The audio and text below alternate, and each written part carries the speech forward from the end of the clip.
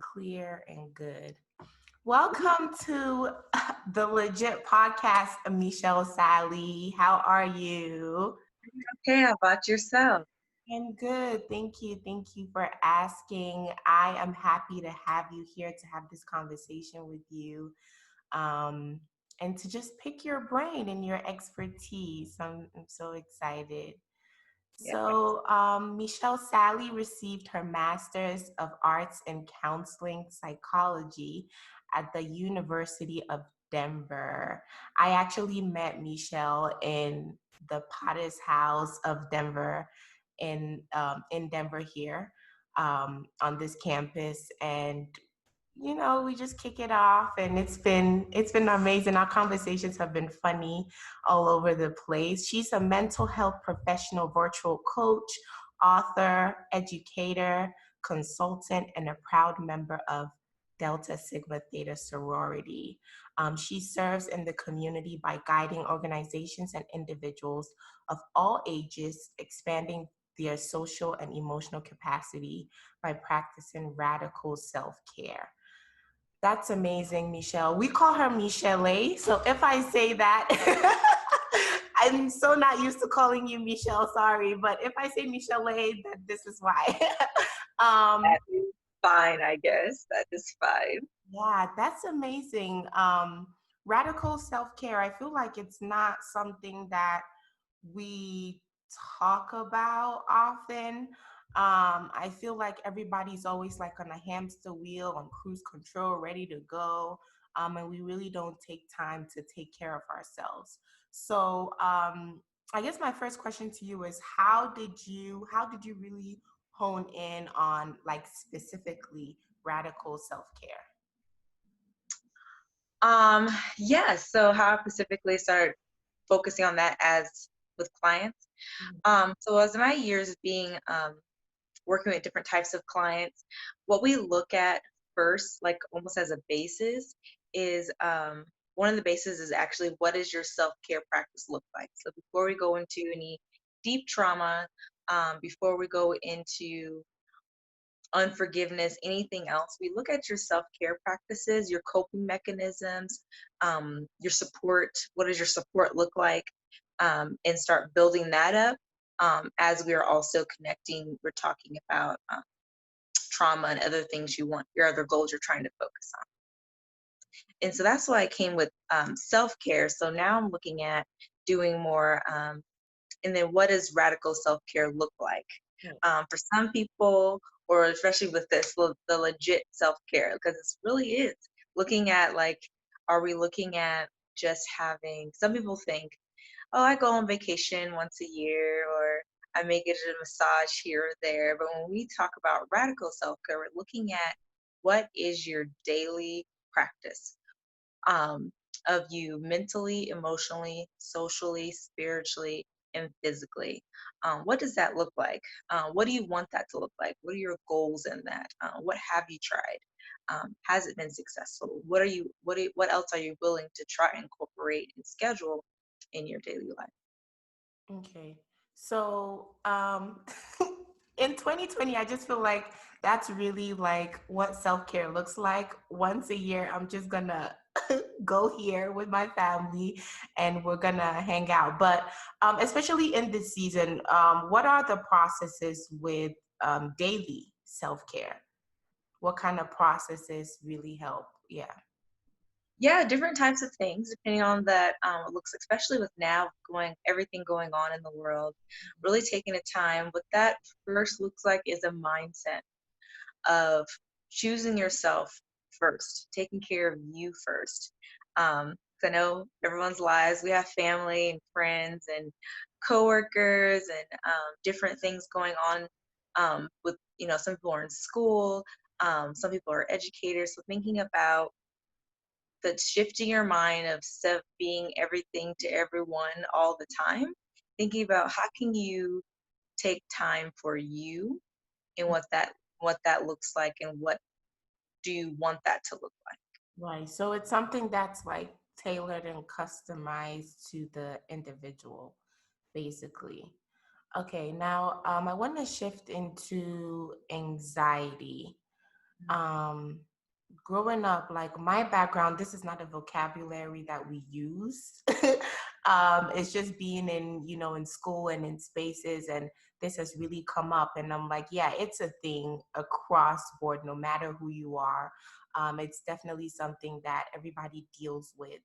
And so, and I know anxiety is different for different people, but specifically like because sometimes I know that some people can't really put like a, they don't understand, maybe there are certain things that they do that they're actually acting from anxiety. So I guess my question to you is, what are those little things that I guess people have to be mindful of, that that you're coming from a place of anxiety, or you're not really healthy or in a right frame of mind when you're acting in this way? Yeah, let me unpack that a little bit. Yes, that can look like many different things, but it's nice to be mindful of um, when something occurs or when something's said or when you experience something, how do you feel in your body? Um, what does that feel? Some people have different things. Some of the common things, some people feel tense.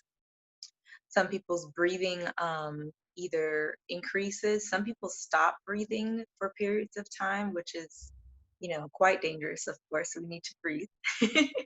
We need to have, nice breaths coming in and out. Um, some people can't sometimes it's they sometimes can't even place what emotion that's going on, or they know they're feeling something, they just can't place it. Sometimes that could be a sign as well of thinking about what has, well, we call those, of course, when something occurs, we're thinking about what's triggering you. What is this? What's going on?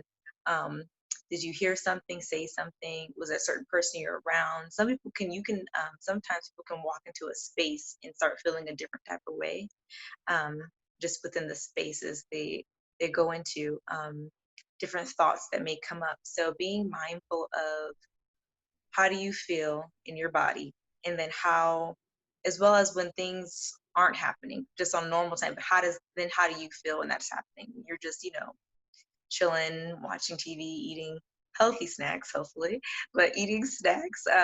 How do you feel then? And can start comparing that to different environments is usually probably the best first step. And do you think it's something that can be rectified, like by yourself, like somebody can do it by themselves, like they can realize all these things, be aware of it, and just correct it by themselves? Well, I would recommend that no, especially if you're not, even people who are experts, I don't recommend, you know, even people who are mental health professionals or other types of counselors wouldn't necessarily do that themselves. I would strongly recommend seeking help, getting counseling, getting other types of tools and resources, work groups, mentorships, healthy environments, because sometimes you really just don't know. However, sometimes if your healthy friends and family could tell you, you seem a little different. If you ask them, they'll mention they may have noticed something since they're around you more. But always, especially with anytime you're feeling not you, whether it be anxiety or other things happening for you, I strongly recommend please seeking help with someone somewhere. Of course, you can use me as a resource if you need a referral, but there's other things um, available as well to you. Okay. Um, so I really wanna know like the fine line between being an introverted person and being somebody who is just way too anxious socially.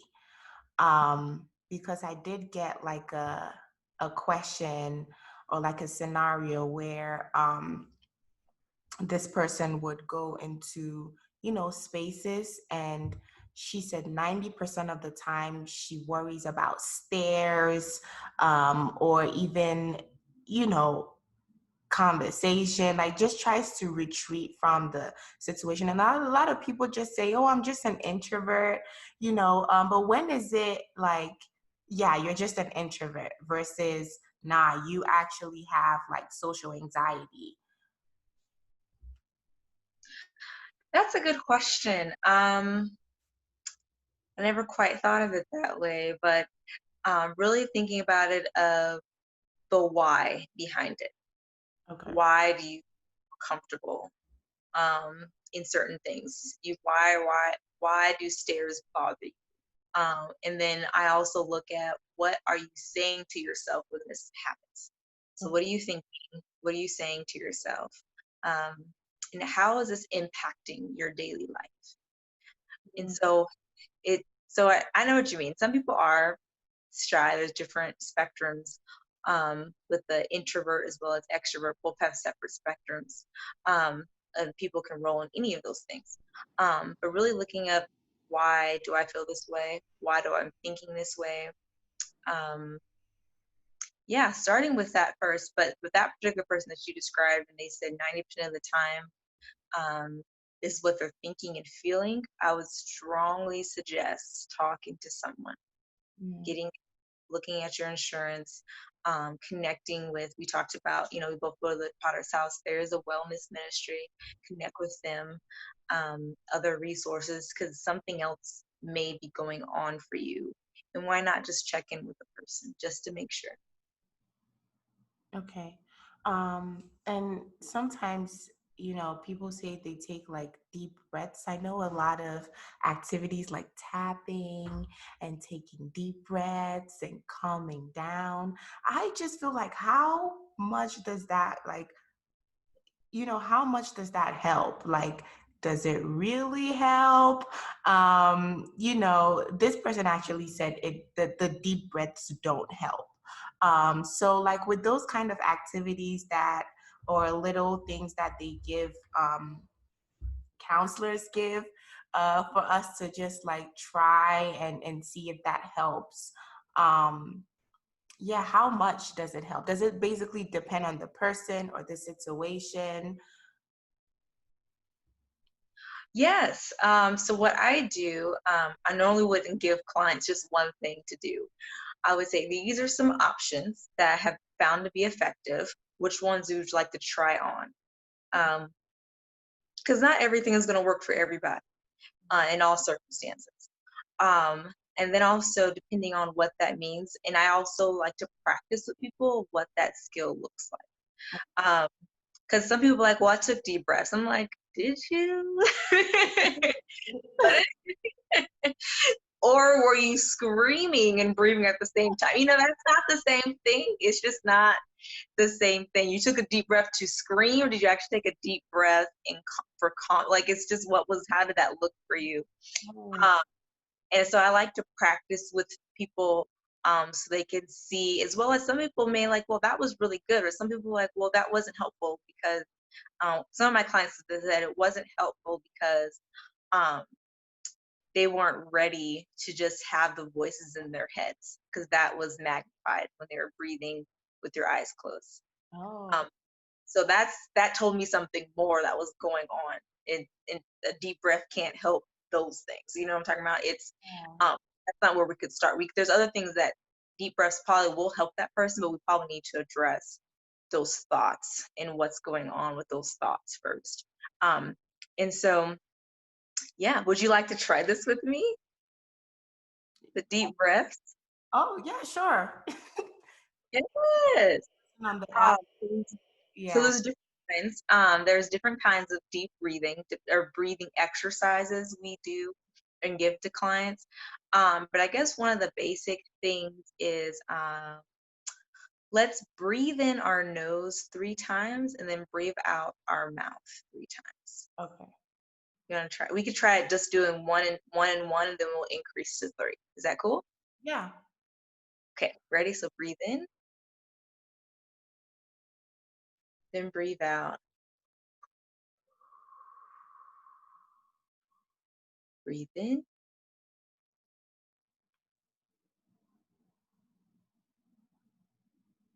breathe out. Breathe in. Last time, breathe out. Awesome. So, BC, how was that experience for you? Um, to be honest, I personally think it is calming. I think for me, breathing, having deep breaths, for some reason, it just keeps my mind blank and I can actually focus on my breath. Like, I don't know if that's the essence of it, but that's how I feel. Like I'm thinking about my breath rather than thinking about anything else. So it is calming to me personally. Awesome. So, one of the reasons I'm glad to hear that, well, some people do, most people do say that, how it can be a calming opportunity for them. But even, I'm not sure if you've even noticed your pace of your voice change after the breathing. That is so true. That sounds That so. was that took about a minute, right? So think about how people are feeling. Of course, I mean, we don't recommend when you're already in rage, this may not be the best tool for you to use at that time. But before you get enraged, let's decrease that. Yeah. Uh, and so what we're also looking at there is, like we talked about, some people when they are in different situations, they actually may stop breathing or decrease or increase their breathing. So when that happens, when you actually take a breath, you're actually allowing oxygen to flow. Your brain is able to think more clearly. Like you talked about the focus, that's the point of it, because you're actually getting oxygen in Oh, throughout the body. So you're able to regulate what's happening for you in the moment. And so to have more of a opportunity to um, think rationally, yeah. functionally. Yeah. I think that's good because me personally, I've had in the past, saved, sanctified, I've had a lot of like mean streaks or like I would act on impulse if somebody was to do if somebody was to do something. And, I do think that breathing has helped me. At the end of the day, you know how sometimes you go through certain things in terms of like certain exercises. I was talking about how I think in Philippians it talks about through thanksgiving, supplication, just present your anxieties to God or whatever. And I'm like, by the time you go through all those things, you would have calmed down. So I think the whole purpose of, doing all these little things is so, there isn't there's just basically a sense of calmness and like you said thinking rationally and thinking with a clear head. At the end of the day I end up, I'm just gonna laugh at it. I do a lot of laughing too, just laugh at it and then just revisit it. So I think that really helps. Now my last question is, how does our faith, being Christian, play in counseling? How does your faith play in the counseling? What Yeah. do you mean by that? Like, how is it a factor? Because, a lot of Christians, I know it's different now and we're growing and evolving, but it's like if you're a Christian, just think about the word and do this and do that, but we realize that doesn't really help. So is it something that you guys incorporate in counseling? Because I remember I was scouting this one of these counseling sites, and they asked like, do you want somebody who's of the faith? Do you want a Christian?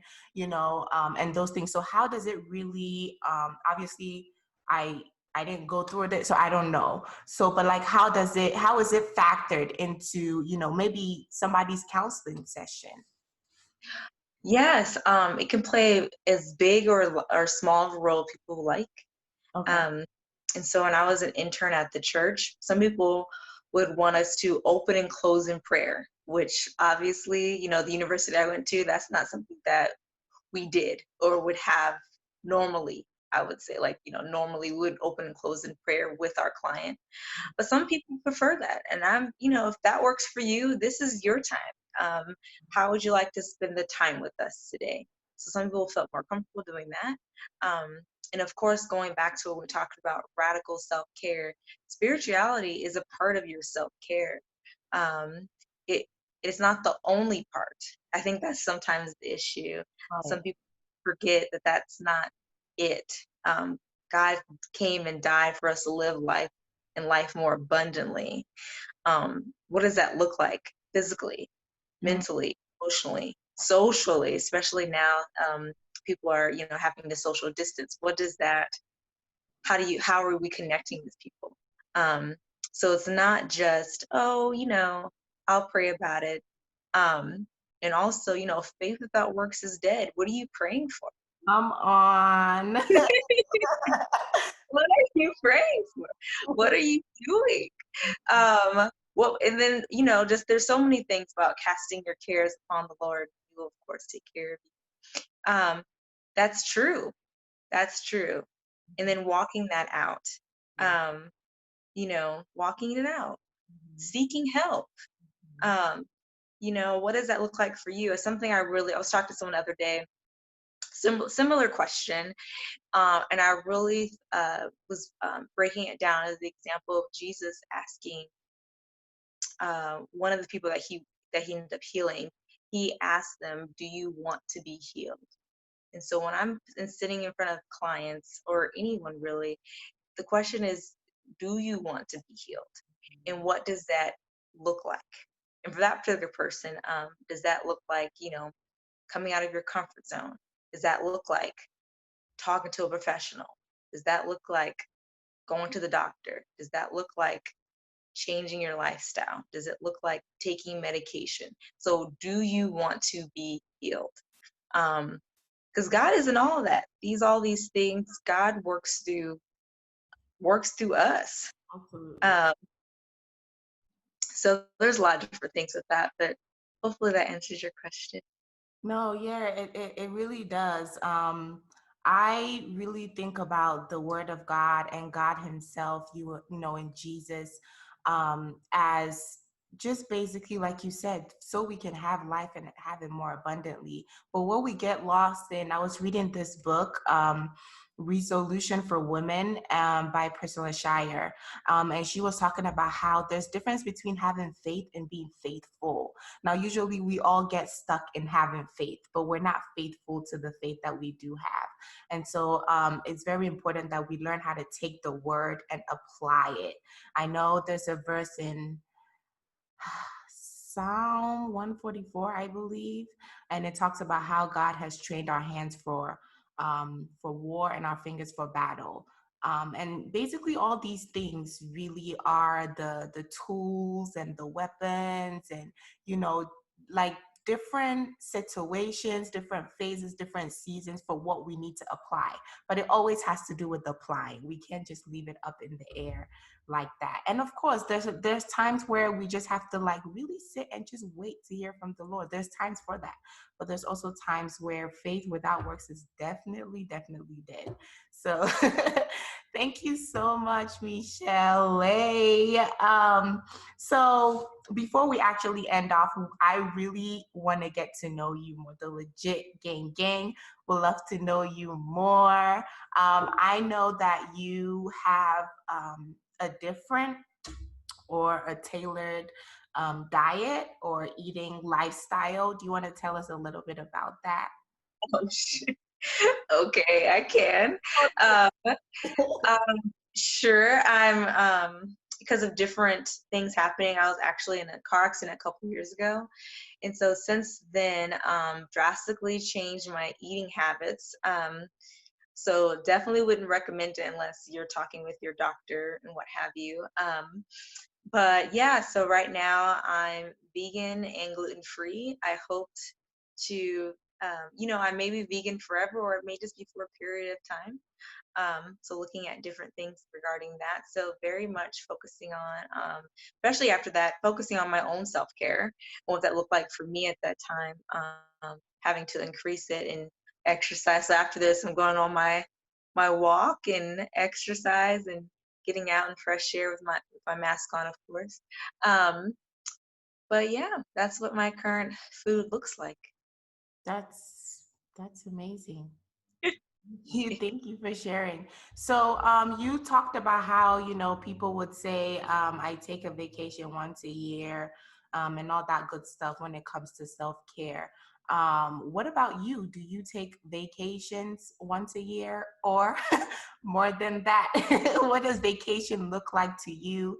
Also, vacation can be, I'm literally just relaxing versus adventurous to other people. So you personally, Mechelle Salley, what does that look like to you? My vacation time. So mostly, I would use my vacation time to fly home, especially during the holiday time. So for Christmas, I usually would fly home.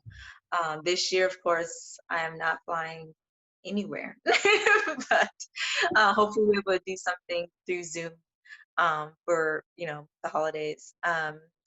But yeah, usually it can look like different things. It can just be chilling at the house or with friends and family.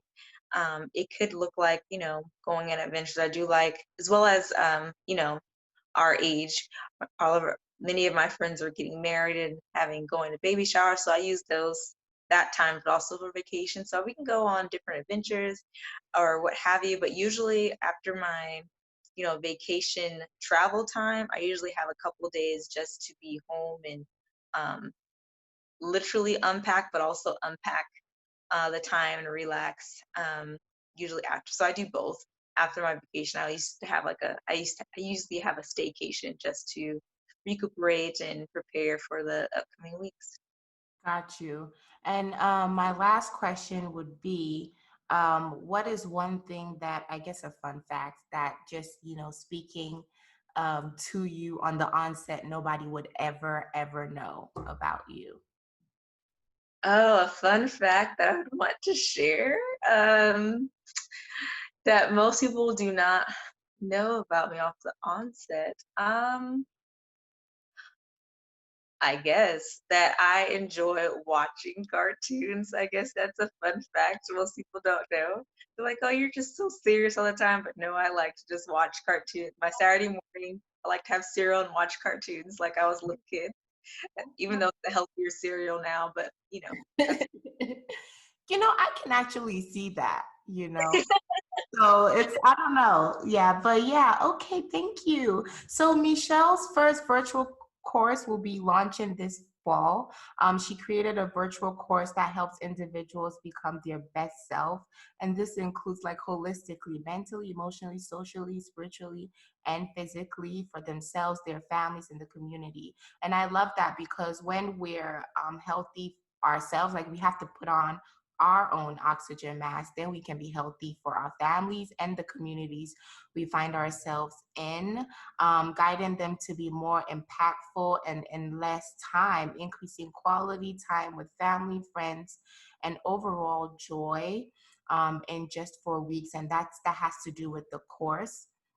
And so, if you want more information, I'm going to be leaving the links in the show notes or on social media, Instagram, and the captions. And you can find her on IG at MESS17Red. Thank you so much, Mechelle, for spending your time with us, for really expanding and opening our eyes to what the legit self-care looks like. I really appreciate you and your time. Thank you so much. This is quite exciting. So thanks for having me, BC. And I'm really encouraged to see, what your legit self-care practice looks like. So definitely let me know, tag me, put it in the comments. I'd love to hear from you all. Absolutely. Yes, yes, guys. Make sure you follow her on at MESS17Red again on Instagram and just connect. Just connect. Seriously, I believe this course would be, especially in this season that we're in, I think this course would be, it's definitely needed. And you can also, DM legit at LEGITWB if you have any more questions, if you'd like to see or ask any more questions for Mechelle. Have any more questions? But until then, thank you. Bye. Thank you. Bye.